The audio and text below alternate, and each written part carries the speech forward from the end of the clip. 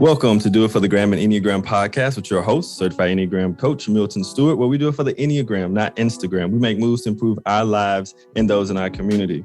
I am extremely excited today. I have one of the most amazing people I've ever met in my life on here, and that probably is going to make her be like, oh my goodness, but it really is true. There are some people in your life that see things in you that you don't see in yourselves, and they help to champion and encourage that, because I think part of it is sometimes personally we can play in the minor leagues when we have talent and skills to play in the major leagues. And this person has really encouraged me to do that.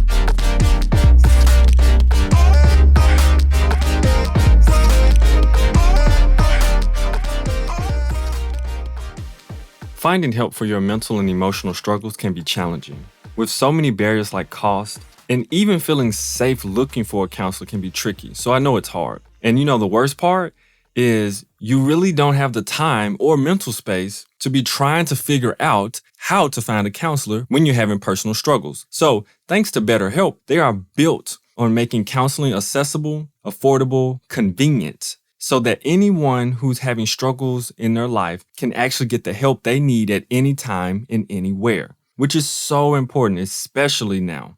All the professionals are licensed, trained, experienced, and accredited. And what I love so much about them is that they have a diverse group of counselors with a broad and various amounts of different backgrounds to help all their different clients. If you need some help, try BetterHelp. You can get a 10% off discount from your first month when you go to betterhelp.com/doit. That's BetterHelp.com/DOIT. And this is Sharon Kay Ball, which is one of the most amazing people. And I'm going to allow her to introduce herself. Please introduce yourself. Oh, thank you, Milton. I want to know first, how do you say that so quickly? This is the do it for the gram sentence. I love that. Repetition. Okay. So I'm excited to be here with you. And I'm really excited because I've watched you over the last 5 years just go from this point to this point. And I love where you were in your educational space. And I really love where you're at right now. So I'm excited to be here as one of your guests. I am a trauma-trained therapist who has branched out into the organizational environment, bringing what I call trauma language and informed language around trauma into all different spaces, not just in my office sitting in my chair, but in groups, large groups. And you and I have worked together with some of that and how that affects racial dynamics in the workplace. So that's a little bit about what I do. It sounds kind of broad, but really my lens is through trauma. I see the world through a trauma lens and then through a hopeful lens. Thank you for that, Sharon. Thank you. I think one of the most amazing things about your work with the Enneagram as well is there are teachers, who are predominantly teachers, but then there also are practitioners. And I find that the work that you do is heavily on the practitioner side because you're interweaving the Enneagram with trauma, with psychology, with all these different things. And you're working it not only in your personal practice, but also, like you said, in organizations, which has taught me a whole bunch. But we're not going to jump into that right now. Yeah. So, so the first question is, how did the Enneagram find you? Wow. So I do think it finds you, and it finds you when you're ready to be met. And for me, it found me in what I would call a surface space, but a much needed space. It would have been about 15 years ago. And through Richard Rohr's teachings, and I was involved in a dinner club. And so we had about, I think, 4 or 5 couples, singles, and we all learned our types. And so once a month we'd meet for dinners and we talk about our types. And, his video series that was out 15 years ago. I think he came to Nashville. I heard him speak. So I was really interested from a spiritual formation standpoint at that point in my life. But I really didn't do a deep dive into it until I went on, it would have been 5 years later. And I went through a significant trauma in my life. And then that's when I began to apply, what I was learning about my type to the stress that I was under, the trauma that I was going through, how to find my way out of it. And from that point on, it just integrated into my therapy in my office. And then I just thought, gosh, this is wonderful. How can we expand this? So for me, it started, just reading and listening to Richard Rohr, and then wanting to take that further when I began to experience my own hardship from a different perspective. Yeah. And was it easy to find your type? How did you land on your type? How did that experience happen for you? So this is interesting. This is why I love that you called me a practitioner instead of a teacher. And when we met, you said, where can I, learn more about the Enneagram? And I was like, well, I'm not a teacher in that sense. So you need to go to, Peter Hanneran or like Ginger, or I named off other people that you need to really learn from, because my type under stress and in trauma vacillated between people around me saying I was a type 7 or I was a type 9. So I really didn't land on my type until I started to get beneath the surface of, and really it was in my shame, because of my experience that I was going through. I had significant shame around it, that the context of me being a 3 resonated. Now, I didn't really like that at first. I will tell you, I think I would much rather be a 7 or 9 than a 3, because when you really look, when I look at getting excited about being goal-oriented and achieving and being successful, it feels kind of like I leave people out. And so that part of it, I didn't like that, but I had to see that. So, and then the lack, of not lack of emotions, but the wanting to stay away from my feelings. I mean, picture this, Milton, like a therapist who doesn't want to dive deep into her feelings, but working with people with their feelings. I mean, it's a perfect match to keep me away from, my structure. So that's awesome. Because I know the experience is very different and can be pretty interesting for 3s. Yes. Specifically because of the nature of the ego structure and what it tries to do. So that's interesting. I love it. Like the 7 and the 9, you were like, well, maybe. So that's super interesting. I'm not a 7 because we work together. Oh, yeah. Oh. I mean, we get along well with our working, but I'm not a 7. Right. And I love the energy that we have, though, because it's a very forward pace moving, and like the pace is great. Like we can pace with each other in amazing ways doing the work. Like I love that. Like it's like, yep, got it. Okay. We're tracking. Yes. I love it. And we can flow with whatever's there. I think that's one of the things too, where 7s are able to improvise and create stuff out of the blue. 3s are able to adjust and see what needs to happen in the moment and see like, yep. And it works so well. I love it. It's fun. Yeah. Yes, it is. Even in the midst of like really interesting, juicy topics, deep, rich topics, and which is things that we really work with. So I love that. The next question I have is, so we're talking about this. So we do work together, and I'm grateful and thankful that you've pulled me in and like really encouraged me and helped me to step into actually getting into the major leagues. Cause you were like, I think there's more there. You kept telling me, and I was like, is there? You're like, yeah, I'm pretty sure. What was it like when you first met me? Because we have an intriguing story of like when we actually first met. So what was it like first meeting me? So my first impression of you was on LinkedIn, because you sent me a message, and I get a lot of messages on LinkedIn, and half the time you're not sure, is this person serious? What do they want? And then the other part of the messages are they're wanting to sell you something, right? Their sales ability or whatnot. So right.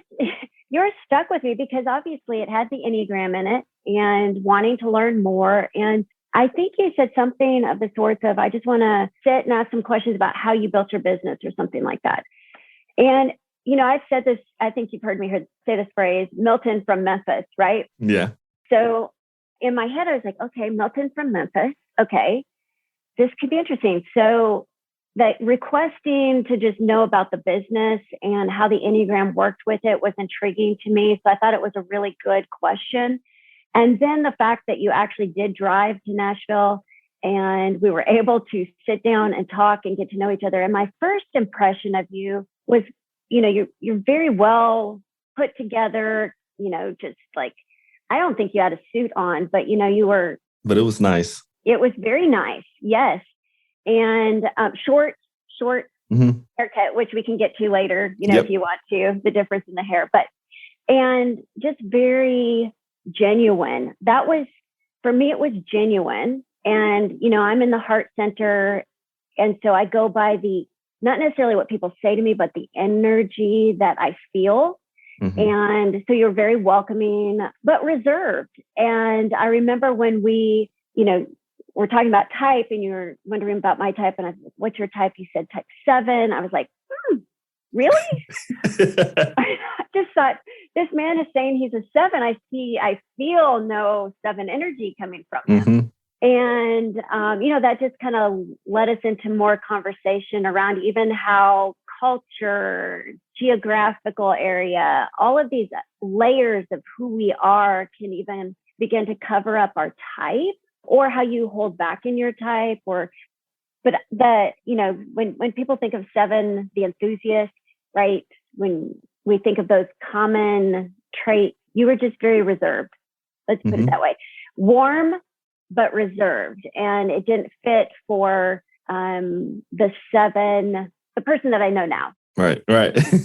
Like all of you comes out now and it's so much fun. You were holding back from me, right? And that was part of our journey of understanding race and the intersection of all of it. So yes, because for those who are listening, and the audience knows about this, because if they listen to this podcast, they know that I've done a series on systemic racism. So they understand that we talk about these things that are happening in our world. And so Sharon is a white woman and I'm a Black man. So I'm driving to Nashville and I'm like, does this white woman really know that I'm a Black man and everything's okay? So there was that dynamic when we first met that I wanted to make sure that you didn't feel any type of way threatened by me as being a Black man, because I didn't know you and I was trying to be safe and I just wanted to learn. And so, there definitely was a holding back of a lot of parts of me then. Also, a lot of development that I've done since then too, but holding back.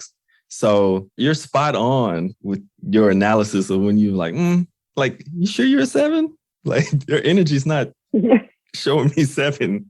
Yeah. So I think that was really huge. And I think that's something that we've learned from, like both of us have grown to. And it's something I really appreciated from you, because this was all prior to 2020 when the world woke up to like, oh my gosh, racism is real on deep levels, casteism, it's everywhere. It's like, yeah, it is.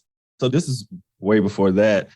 And you were already doing the work. That was the thing. You were already doing the work. And to be able to contact me and say, hey, there is potential opportunities for you to learn and to grow.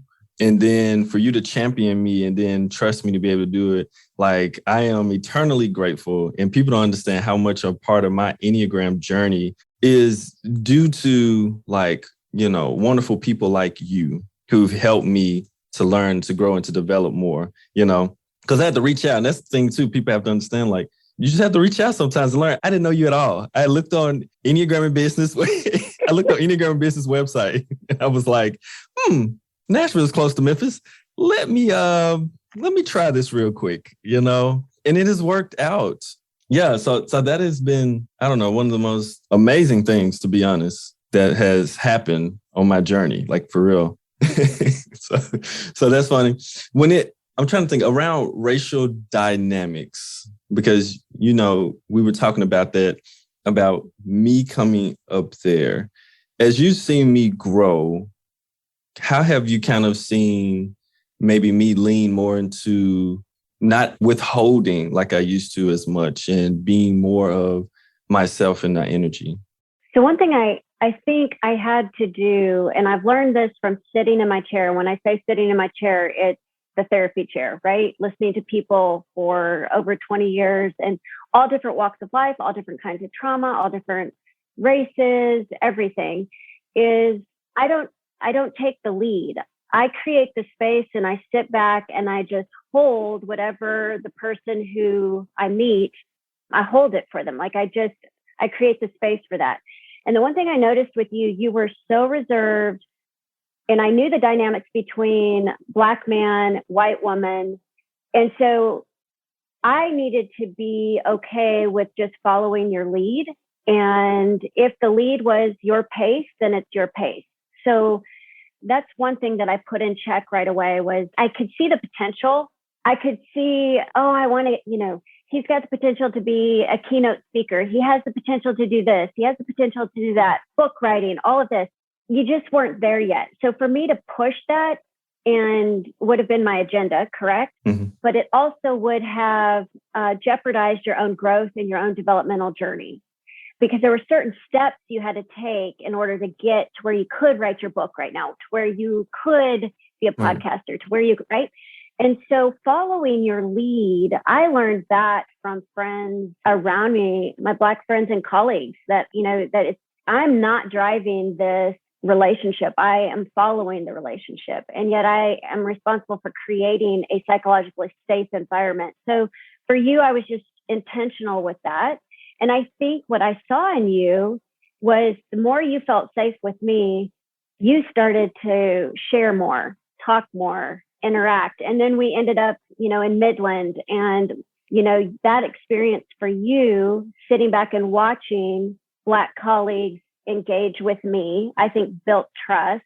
Mm-hmm. And you were processing internally, though, your own personal, to where we're at right now, where you can co-facilitate and lead, a half day of what I would be doing, but you're doing it instead. So I left the pace up to you, and at any point was open to receive. I challenged myself, if Milton comes to me and he says something, then I need to be open to receiving that, whatever it might be. And I think that sitting back and letting the other person, pace where they're at in life is hard for people to do.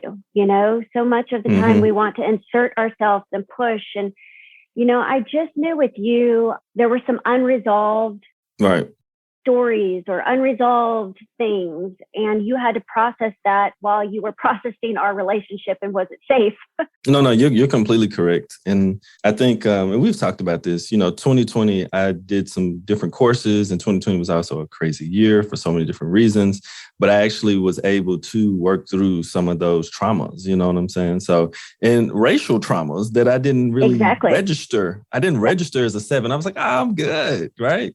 And I was like, I'm not good. I'm not okay. Oh, no, I have to deal with this. I don't know if you remember this, but this really made an impression on me. We were in Midland, and I had just finished doing the training on racial fatigue. And you and Javaro were sitting in the back, and we took a break, and you came up to me and you were like, I didn't even know that existed. Mm-hmm. Like that, not just the phrase, but the whole description of it put words to what you've experienced since a little guy and all the way up. And yes, maybe heard it, but for whatever reason in that context, it really resonated for both of you, along with everybody in the room on a whole. And again, this is before George Floyd's death. This was way, and that to me, I was like, wow, the fatigue of, when we talk about the little cuts or the fatigue of microaggressions, and then we get into the mental fatigue, the physical fatigue, the spiritual fatigue, all of that wrapped in one. That to me, I was like, wow, this is going to be, exciting to see this process with him unfold, because there's clarity, each time there's a clear message that's being sent, and it's resonating with him. I just need to sit back and watch. It blew me away. So I was like, that's that feeling I felt that was so heavy. It has a name to it. Oh my, that's what that is. Oh my goodness. Yes. And if you don't know what racial battle fatigue is, Google it. For one, do your research, but also it is the way that people of color feel from living in an environment that has oppressive systems and structures just about everywhere. And so it's a somatic, psychological, and emotional feeling that is carried. And, if you're not aware of it, it just wears you down. It has lots of negative impacts on you. You want to share more about that? Because I know. Well, I just think I love how you use the word somatic, because with trauma, and racism is a form of trauma. So when we think of where that lodges in your body, it's a whole body experience. So not just your heart hurts, not just your head feels messed up because somebody's attacking you. It's your body feels it. And then what happens is your body takes a snapshot of that whole experience, and it lodges somewhere. It goes somewhere somatically in your body, and then begins to affect the nervous system. And so until you resolve that, it's almost as if that snapshot can be felt in the present again. And remember, the microaggressions or the cuts, they continue. So it's like the past unresolved trauma continues in the present because the body still believes it still happened, on top of it still happening in the present. And I think that's where the fatigue comes in, where you get weary or you brace yourself for the next impact. And you're not able to fully live. We talk about this from a brain science point, out of the executive functioning, where you can just, take a deep breath. And we know that our people of color, it's like double duty. They're doing double duty. Whenever they walk into their job, they're not only thinking of this, but they're having to do their job at the same time. So, yeah, it's important to know that your body's being attacked as well. Ooh, yes. So important. Are you wanting to share the Enneagram better with those you care about? Are you ready to take the personal growth that you have to the next level, like really transform your life? Are you looking to learn the whole Enneagram and not just a small part? Well, then you should sign up for my 12-week program that meets on Thursday nights and explores the Enneagram in community. It's called the Kaizen Career Complete Enneagram Program. And so some of the benefits include you'll be more confident in your Enneagram knowledge. You'll be able to better catch mistypes. You will understand what you need to do in order to grow now. You will develop an Enneagram growth plan for yourself. You'll have a thorough knowledge of all the components of the Enneagram, enabling you to better share it. And then you'll understand the other types on the Enneagram deeply, not just stereotypes. And one of the best parts is that you'll work in Enneagram groups with people from around the country and maybe even the world. And also, last but not least, somatic exercises to help you embody the different Enneagram types. If you're interested in signing up with one of the cohorts that starts in either January or August, you can sign up at kaizen-enneagram-community.mn.co. Once again, that's kaizen-enneagram-community.mn.co. Or you can go to the link tree on the IG of the Do It for the Gram Instagram page. And you can also click the link there to learn more and to sign up. I look forward to seeing you. Have a wonderful day.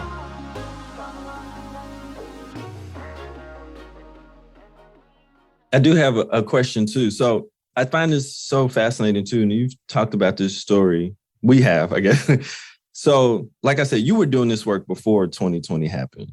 And so as a white woman, what made you really dive into and really take your energy and focus and actually want to use your skills, gifts from the trauma lens and from the Enneagram lens and working with communities of color and communities of people who need to understand the impact that they have on communities of color? How did that come to be within you? Wow. So my parents, I think originally, I grew up in South Tucson, multicultural streets. I actually was bused out of that area to go to school, north side of Tucson, because where we lived was so rough. And my dad was the assistant principal for Sunnyside High School in South Tucson, which is a really poor area of South Tucson. And so growing up in that environment, for me, my parents always were teaching humility, humbleness. We're all created equal. My dad is a pastor. And so kindness to everyone, doesn't matter what you look like, how much money you had.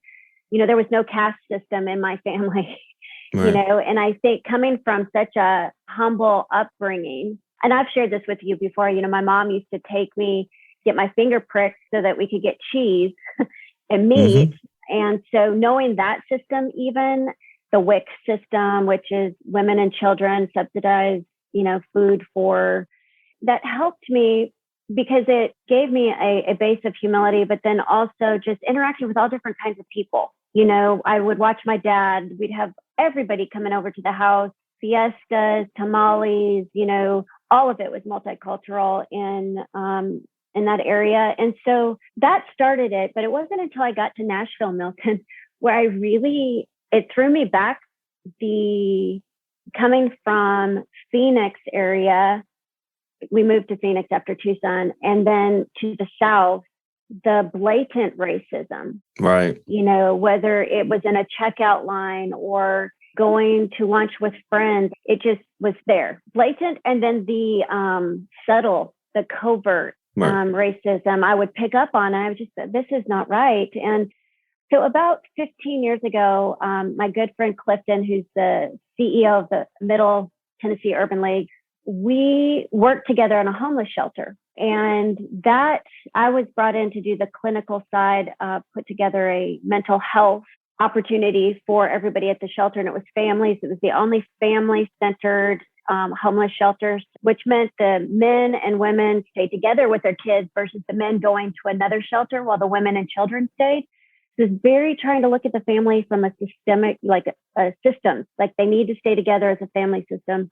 Long story short, I brought in interns from local universities and had to teach them how to work in a multicultural setting, and that, you can't do therapy, you can't work with trauma until you understand the person's environment, culture, race, where they all come from, and their place, where they come in their own, story. And really, that's where I began to see more racism come out, was with our homeless population. And I think that not only saddened me, but it also gave me a drive, because I saw the hierarchy, the standards were different, and the more poor you got and the color you were, that intersection of poverty and color, and the less you received. And so I think for me, that really drove my heart to go, something has to change. And it doesn't matter where you're at in life, whether you're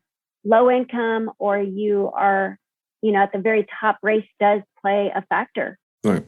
So from that, I just began to work, in different areas of Nashville and in our counseling center, and that's where I felt like I kind of thought, okay, this is a track. Racism falls into trauma. And it's not just with our Black communities, it's our Asian American, all people of color experience some level of racism. And so we have to do something about it. Yeah. Thank you for that. And something that just popped into my mind, I was thinking about just the importance of this work and its connection with the Enneagram. Because many people have heard many previous episodes, I always say something to the effect of that. If you're only doing inner work and it doesn't permeate its way outwardly into the way you're making your community better, then you're not really doing the work. And so it's just really, I don't know what you're doing, but you're not really doing the work. So can you speak to maybe the importance of overlapping the Enneagram along with doing actual work in communities and work with people? Because I think people sometimes miss that and they just like, ooh, Enneagram, cool. But like being able to use it right inside of the lens of other things, and you specifically using trauma and psychology. So can you speak to the importance of using both? Oh, yes. We were teaching the Enneagram in the homeless shelter. So for me, one, it's common language. And when racial dynamics and mental health, nobody wants to talk about, right? Right. It's like taboo, how do you then begin the conversation? And, we've talked about this before. It starts with yourself. Get to know yourself first, and then begin to enter into conversations. So when I think of communities being impacted by the Enneagram, what helped us even at the shelter was it gave people common language. Okay, if I am a type 3 and I know you're a type 7, how can we talk about our stressors? How can we talk about how we, communicate differently? It's not as scary. There can be fun language around it. And I think when you go into the harder things of life, you have to balance it with language that is common and then also the fun part of it. Because remember, trauma, and I'm putting racism into the category of trauma, but trauma likes to snuff out all type of joy. It likes to diminish the spirit of relaxation or, chill, basically. Right. You're on edge. And so when I look at bringing it into even the office, into therapy, into psychology, again, if I've got a family of 6 or 7 in the room and they don't know who they are and how their type responds, or the ways in which they could feel stressed differently than the mother or differently than, the sibling, this is just I think the best way to connect people, in my opinion. And let me preface that with my trauma training always precedes my Enneagram training, because with trauma, if you're not trauma informed, you can really jack a person up by going right into Enneagram work. Yes, you can. Right? Unless you've got the base of trauma. So if you're out there and you're wanting to look for somebody who works with the Enneagram, but you have trauma, look for a trauma trained therapist who does the Enneagram, because you need to resolve the trauma first. You can use that using the Enneagram, but trauma is different than stress.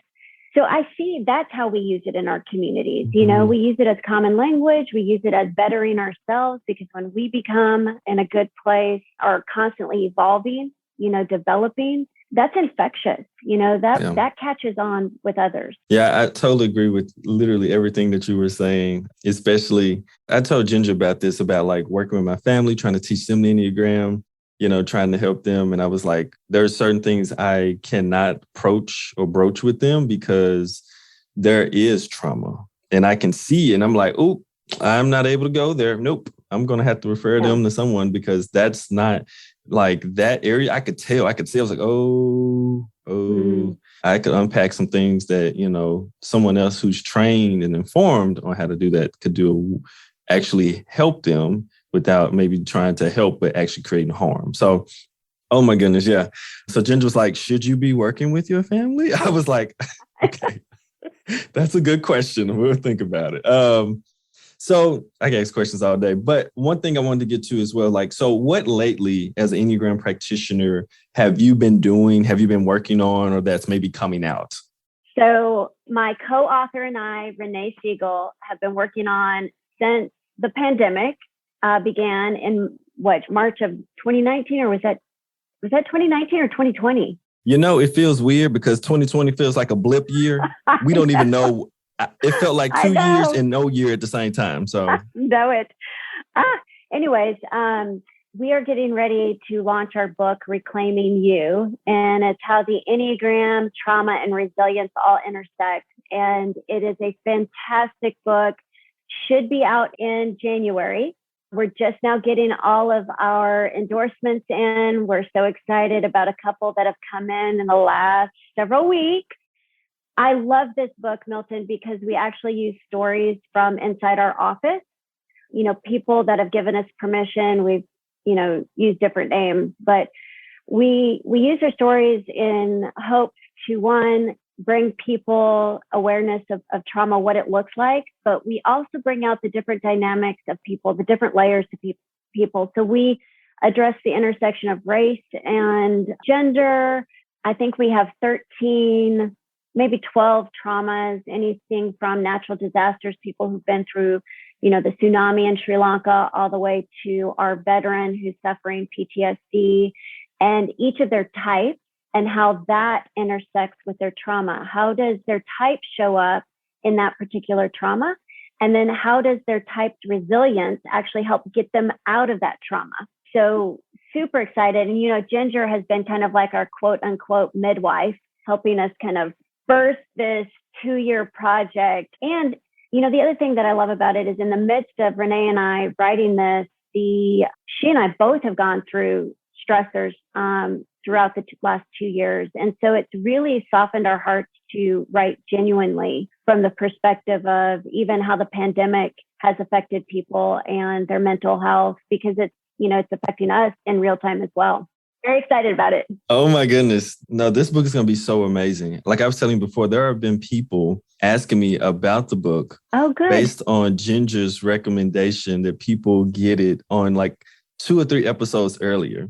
Wow. And so I'm extremely excited about this book. So please make sure if you're listening that you get you a copy, because this is that serious work where you're talking about not only the overlap, but the intersection of the way that all these things weave together and how our type and how trauma all works its way through our lives. And so, yes, I love that. I'm excited for it to be out there and to champion the book, because it's what we need, especially after this.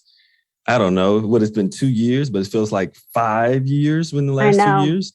And so this is definitely what we need to be able to, digest and then work through in our lives. So yes, I'm excited about that. Anything else? Anything else that you... Yes. So, you and I have projects with, I'm going to give a shout out to the Dow Inc. now, right? Mm-hmm. Did they say it was Dow Inc., the chemical company that, we were down in Louisiana, and we had so much fun touring one of their sites and learned a lot about chemistry, a lot about what they're doing with making plastics recyclable in a sustainable way. So, Milton, they have been, out of the Fortune 500, one of the few companies that has been on the cutting edge of bringing psychological safety into the workplace for people of color.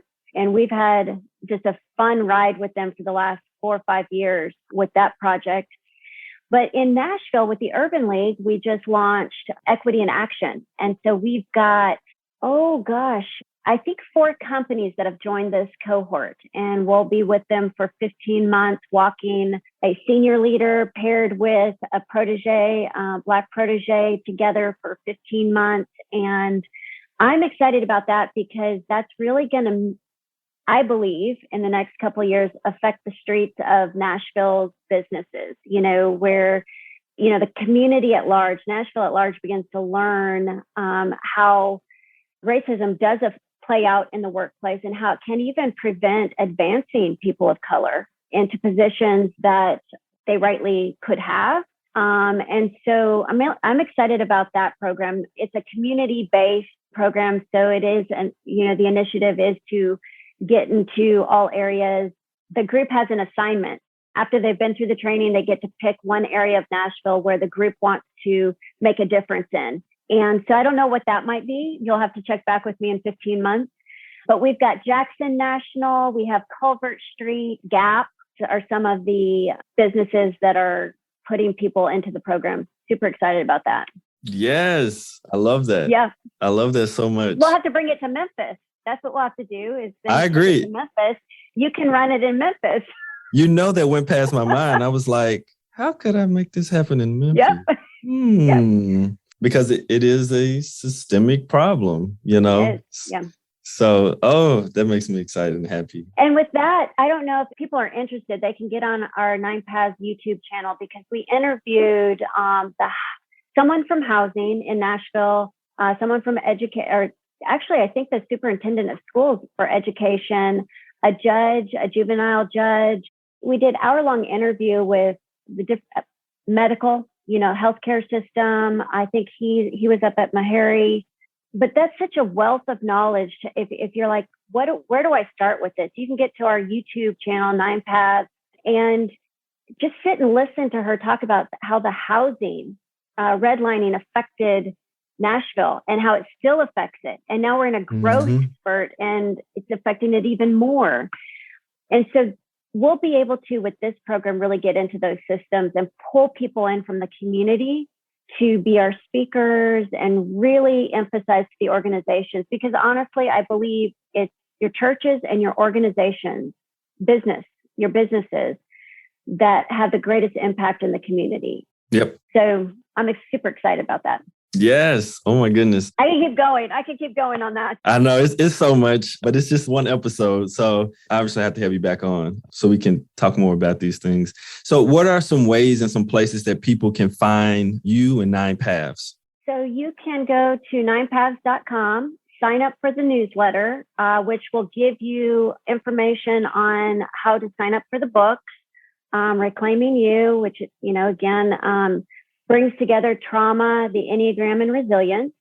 That is one great way. You can also, if you're interested in Equity in Action, you can contact me through the website. And then LinkedIn, if you want to follow, you can follow me on LinkedIn, Instagram, Facebook, and any type of our blogs come up on that, or any news that we might have. You can follow us there. Awesome. Any last words, Sharon? Oh gosh, I get excited about talking about trauma and the Enneagram, all different forms of trauma, because when you begin to really understand and separate, trauma does something to you. Right. And then there's just your whole you. And sometimes trauma, it just covers all of you up. And so, when you can resolve that trauma and find its right place to put it, things become more hopeful. Things become, the sky is brighter, it's sunnier out, and I wish for everyone they could have some sort of trauma therapy or, resolution to the traumas that they carry, because it can feel like you're weighted down. And so, even reading about it is helpful. So yeah, I think just remind yourself there's more to you. And that's why our book is called Reclaiming You. There's just so much more to you than your trauma. And yet your trauma does impact you. And I think also, as I can speak for myself, it has softened me and it has given me better discernment. And I've learned so much as it has resolved. Yeah, I totally agree with that. Working on your trauma, it does amazing things for you. It unlocks more of you.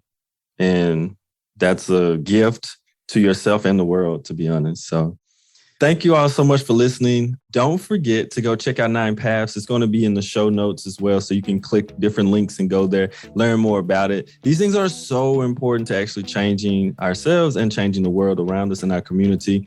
So super thankful to have Sharon on here.